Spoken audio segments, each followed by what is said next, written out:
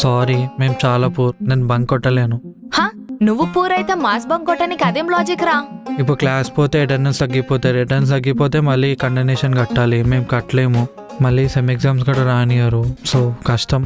రేయ్, నువ్వేం టెన్షన్ పడకు. ఒక్క రోజులో పోయేది ఏం లేదు. అంతగానం ఉంటే మేము అందరం చందాలు వేసుకొని నీ ఫీజు మేము కడతాం, సరేనా? సరే. సో గైస్, ఏం ఆలోచించకండి. ఇప్పుడు మా అయితే ఈ క్లాస్లో కూర్చుంటే ఒక్క సబ్జెక్ట్ పాస్ అవుతాం. అదే బయట ప్రపంచంలో తిరిగితే జీవితంలోనే పాస్ అవుతాం. అయినా ఈ బంకుల్ గురించి, క్లాస్ రూమ్స్ గురించి ఒక మహాకవి ఏమన్నాడో తెలుసా?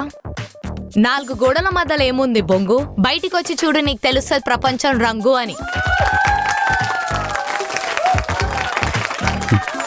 ఇంతకీ ఎవరా మహాకవి?